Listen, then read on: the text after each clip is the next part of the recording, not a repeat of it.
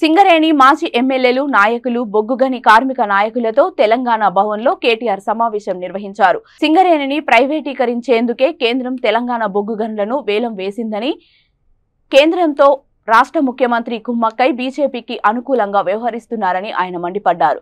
లాభసాటిగా ఉన్న సింగరేణికి బొగ్గు గనులు కేటాయించకుండా నష్టాల్లోకి నెట్టే ప్రయత్నం చేస్తున్నారని ఆవేదన చెందారు. ప్రధాన ప్రతిపక్షంగా ఉన్న బీఆర్ఎస్ పార్టీ ఆధ్వర్యంలో సింగరేణిని కాపాడుకుంటామని కేటీఆర్ అన్నారు. ఎక్కడి నుంచి వస్తున్నది, ఎందుకు వస్తున్నది, ఎవల లాభం కోసం, ఎవల కోసం ఇది చేస్తున్నారు అని భారత ప్రభుత్వాన్ని ప్రశ్నించిన ఒకే ఒక్క ముఖ్యమంత్రి ఆనాడు పదవిలో ఉండి కేసీఆర్ మాత్రమే.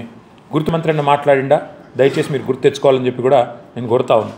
ఇంకొక మాట కూడా నేను మీకు విజ్ఞప్తి చేస్తా ఉన్నాను. మనం వద్దంటే కూడా 2 కోల్ బ్లాక్లు మనకు చెప్పకుండా వాళ్ళు వేలం వేసింది. కానీ తట్టెడు మట్టి కూడా కేసీఆర్ ఉన్న నల్ల అక్కడ తీయనీయలే. తట్టెడు మట్టి కూడా తీయనీయలే, ఉల్టా బెదిరించినాం.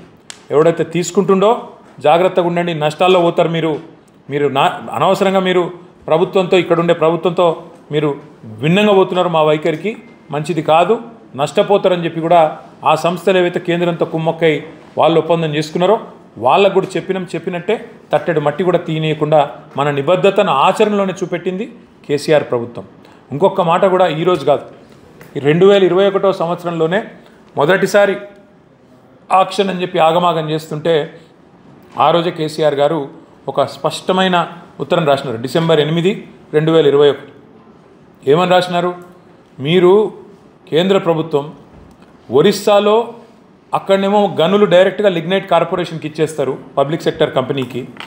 గుజరాత్ మినరల్ డెవలప్మెంట్ కార్పొరేషన్కి డైరెక్ట్గా బొగ్గు గనులు నామినేషన్ మీద కేటాయిస్తారు.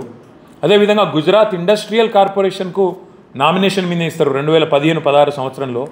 ఒరిస్సాలో ఇస్తారు.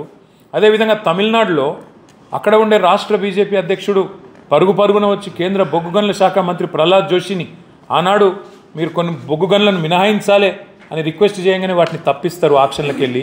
మరి మాకెందుకు అదే పని చేయరు?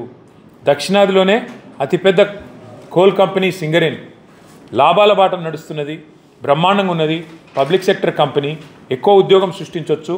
ఈ 4 బొగ్గు గనులు కూడా వెంటనే నామినేషన్ మీద సింగరేణికి ఇవ్వండి, ఇంకా ఒక 15-20 వేల ఉద్యోగాలు మేము సృష్టిస్తాం అని చెప్పి కేసీఆర్ గారు ఆనాడు కేంద్ర ప్రభుత్వాన్ని కోరిండు. ఎందుకు సింగరేణిలో 10-15 వేల ఉద్యోగాలు వస్తే ఏం లాభం అవుతుంది?